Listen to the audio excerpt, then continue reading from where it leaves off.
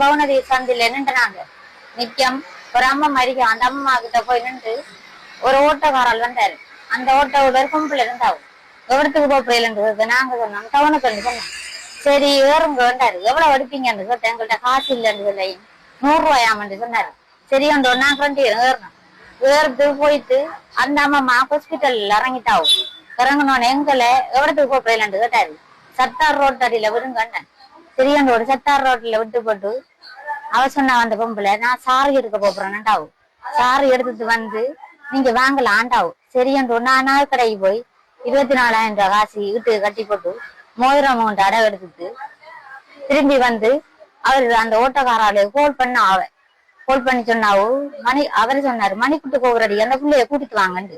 சரி அந்த உடனே முன்னுக்கு புள்ள அந்த அக்கா பின்னால வந்தவ வந்து மணிக்கூட்டு கோபுரடி கிட்ட அங்கால போயிருந்து ஓட்டோல விரட்டாமட்டாங்க.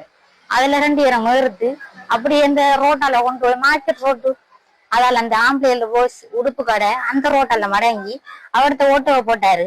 போட்டுட்டு எங்க ஏரியா போயிட்டு திரும்ப 5 நிமிஷத்தால வந்து ஓட்டோ எடுத்தாரு. ஓட்டோ எடுத்து சிகத்தை பஸ் ஸ்டாண்ட் அடியால கொண்டு வந்தாரு. கொண்டு வந்து அப்படியே கொண்டு போகல விளையாட பழத்தால போகல அந்த பொம்பளை 3 ஜூஸ் போட்டல் எடுத்தாவும். எடுத்து பிள்ளைக்கு பச்சை கலர் அவைக்கும் பச்சை கலர் எனக்கு ஜாம்பள ஜூஸ் தந்தாவும். ஆனா அவையும் குடிச்சாவும் பிள்ளையும் குடிச்சிட்டு நானும் குடிச்சிட்டு போனோம். போய் பவுனதீவு சந்தில அவ இறங்கினாவும். அந்த பொம்பளை இறங்க இன்னொரு ஆள் அண்ணா தாக்கத்தியோட ஏறினாரு. ஏறி நான் கேட்டேன் என்ன அவரு தாக்கத்தியோட ஏறுறாருன்றது. அவரு இது அவங்களோட வீட்டை புல்லு கிடக்கா மாட்டுக்கு புல்லு அறுத்து கொடுக்கணுமா அந்த ஏறிக்காருன்னு சொன்னாரு. சரி அந்த ஓட்டு அந்த பொம்பளை இறங்கினதுக்கு பிறகு அந்த அண்ணா ஏறுத்து நாங்க போனோம். போய் கொண்டிருக்கக்குள்ள நான் சொன்னேன் நான் தாண்டி இல்ல என்ன விடுங்கன்னு சொன்னேன். சரியா வந்தாரு. சரியான்னு அந்த கண்ணங்கூட சந்தியால போகக்குள்ள மாறினாரு. மாறி சொன்னாரு அவரை கொண்டு விட்டு போட்டு அவங்கள விடுங்க வந்தாரு. சரியான்னு சொன்னான். சரியான்னு சொல்லி அந்த பத்திச்சனை மாற எனக்கு ஒண்ணும் தெரியா அவ்வளவுதான். அதுக்கு பிறகு கிணத்துக்குள்ள கிடந்து காலையில எத்தனை மணி அந்த தெரியும் எனக்கு வீட்டை வெள்ளம் முகூர்த்து கட்டில மேல அண்ணாந்து பார்த்தேன் வானம் தெரியுது. என்னடா வானம் தெரியுதுன்ற கட்டையில காலை வச்சுட்டு இருந்து கீழே ஒரு தரம் முழுவதும் கீழே அப்படியே நினைச்சு கீழே வைத்தேன்.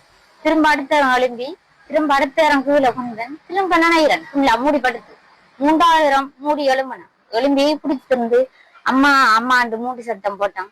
ஒருத்தரம் இல்ல மர அவரை கூப்பிட்டு கத்துனேன். வாங்க மீன் பிடிக்க போனீங்க என்ன சரிங்க எவ்வளவு வந்து மீன் பிடிக்க என்று கத்துனேன். மர புள்ளாண்டு கத்துனேன். மர அதுக்கு பிறகு 6 தெரியா வந்து கவுத்த போட்டு இழுத்தது எடுத்த வேலை செஞ்சேன். நான் அங்க போயிட்டேன். அதுல வேலை செஞ்சு முடிய ஒரு 9:50க்குள்ள நான் வீட்டை வந்தேன். அப்ப வந்து பார்த்தவங்க நெல்லு எங்க போயிருக்காங்கன்னு ஒரு கோல் அடிச்சேன். சிறப்பு காணலன்னு கோல் அடிச்சேன். கோல் அடிச்சு கேட்டேன் எங்க போயிட்டீங்கன்றது தாண்டியில நிக்கிறாங்களா. சரி அப்ப சிறப்புங்கன்றது மேல இருக்கிறாங்கன்னா அப்ப சிறப்பு எடுத்துட்டு அப்ப சித்தப்பா நம்பர்ல என்ன கால் பண்ணி கேட்டேன். அப்ப சித்தப்பா நம்பரை தாங்க நான் மீன் பிடிக்க போறோம் நீங்க தாண்டி போயிட்டு வீட்டை வாங்க அந்த சொல்லிட்டு நான் அந்த மீன் பிடிக்க போயிட்டேன். 11:30 போல மீன் பிடிக்க போயிட்டேன். போய் வார நேரம் வந்து பார்த்தேன் 4:30 வந்தேன். 4:30க்குள்ள வந்து பார்த்தேன். அந்த டைம்ல இல்லை. அப்ப எங்க போயிருப்பாங்க கோல் அடிச்சுன்னு போனோம் அப்படி இருந்துச்சு. அப்ப பிள்ளையும் போன் விளையாடிட்டு விளையாடி இருந்தவ அந்த இரவு விளையாடி இருந்தவ விளையாடிட்டு கூட காலையிலயும் விளையாடிட்டு இருந்தவ சார்ஜ் வாங்கிட்டு சில வேலை ஹாஸ்பிட்டல்ல மருந்து எடுத்துருக்காங்க வேலை அப்படியும் 5:30 வயசுக்காவது வருவாங்க பார்த்துருந்தேன். வரல வராதுல திரும்ப எனக்கு பசின்னா வந்த வாரத்துல சோத்த ஆக்கிட்டு போட்டு டக்கண்டு இருந்த மீனை வெட்டிட்டு போட்டு திரும்ப அவங்களை கோல் அடிச்சு பார்த்தேன். ஆன்சர்ல இப்படிதான் ஓஃப்ல இருந்தா சொல்லுது. பஸ் வந்ததுக்கு போகணும்னு பார்த்தா பஸ் போகுது. ஆனா அவங்க வராங்கல்ல. அப்ப அதுக்கப்புறம் நான் போயிச்சேன். அவங்க ஹாஸ்பிட்டல்ல அங்க வச்சிருக்காங்க போட்டுல கண்டு போட்டு என்னட்ட 2 பைக்கும் உடஞ்சிருக்கு. அது ஓடையில அந்த டைம்ல அந்த பக்கத்து வீட்டுக்காரன் நாட்டாரு பைக்கை வாங்கி அவர்கிட்ட பைக்கை வாங்கி எடுத்துட்டு வந்து தாண்டியர் ஹாஸ்பிட்டல் எப்படி சொல்லி கேட்டேன். ஹாஸ்பிட்டல்ல மருந்து எடுக்க இல்லையா போட்ல இல்லையா சொன்னா. சரி அவங்க சொன்னாங்க நீங்க மட்டக்குள ஹாஸ்பிட்டலுக்கு போங்க. சரி என்று மட்டக்குள ஹாஸ்பிட்டல் வந்து இஞ்சி கேட்டா அவங்க சொன்னாங்க இந்த 2ஆம் மாசம் 6ஆம் தேதி வந்து அட்மிட் பண்ணிருக்காங்க. அதுக்கு பிறகு இன்னும் அட்மிட் பண்ணலன்னு சொன்னாங்க. திரும்ப ஹாஸ்பிட்டல்ல மருந்து எடுத்தான்னு கேட்டேன். அது எங்க இருந்தாங்க. சரி இருந்துட்டு அப்ப சொன்னார் நான் கடைக்கு போகணும்னு சொல்லி அப்ப அங்க போய் கேட்டேன். அவர் சொன்னாரு வந்து அவனு சொன்னாரு. அப்ப நான் வந்தேன்னு சொன்னேன். அவங்க கூட கடைக்கு வந்து 8:30 காலையில 8:30 வந்தால் இன்னும் வரல. அப்ப எங்க போனேன் உங்களோட கடைக்கு வந்தாலும் அது இல்லை. எனக்கு அவர்லாம் சந்தேகமா இருந்தது.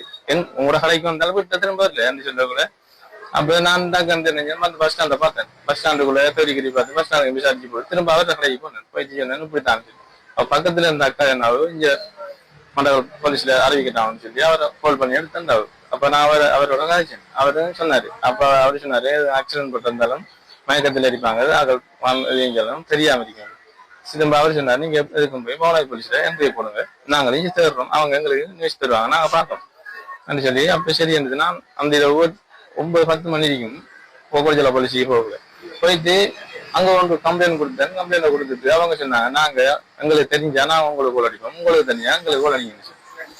காலை அந்த இரவு ஃபுல்லா நித்திரோல்ல இவங்க ஓல எடுப்பாங்க, அவங்க ஓல எடுப்பாங்க, யோசிச்சுட்டு இருந்து இயலாம். இவங்க ஆக்கள் எல்லாத்தையும் சொல்லியாச்சு, எங்க ஆக்கள் எல்லாத்தையும் சொல்லியாச்சு. ஆக்கள் இல்லை வீட்டுல, ஒரு இடத்தையும் இல்லை. அப்ப எங்க போனோம்னு சொல்லி சரியா எல்லாரும் யோசி கொஞ்சம் தெரியும்.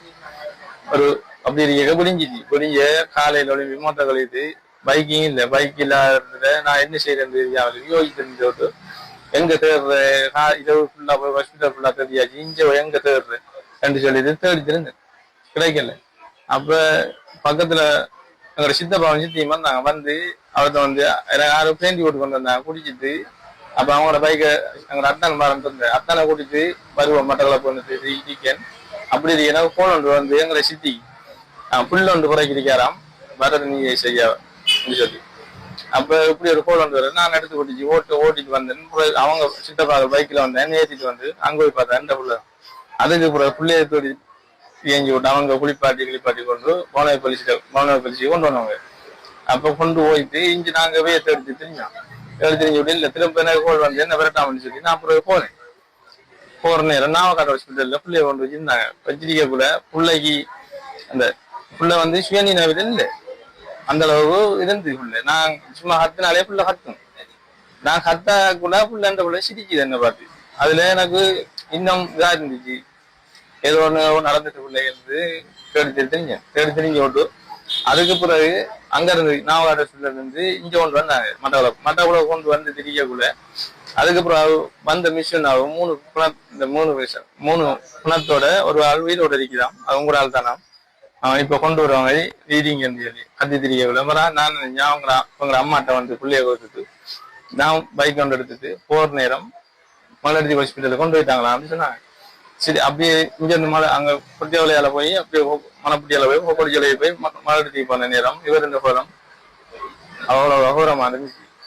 அதெல்லாம் கிளீன் பண்ணி எங்க அக்கா நான் எல்லாரும் சேர்ந்து எல்லாரும் கிளீன் பண்ணிட்டாங்க. இந்த மட்டவளை ஹாஸ்பிட்டலுக்கு இங்க கொண்டு வந்து போர்ட்ல இருந்து இப்பதான் அவங்களுக்கு கொஞ்சம் நல்லா இதாரிக்குது. அவ்வளவுதான் நடந்தது. ஆனா அவ்வளவுதான் எனக்கு தெரிய நடந்தது.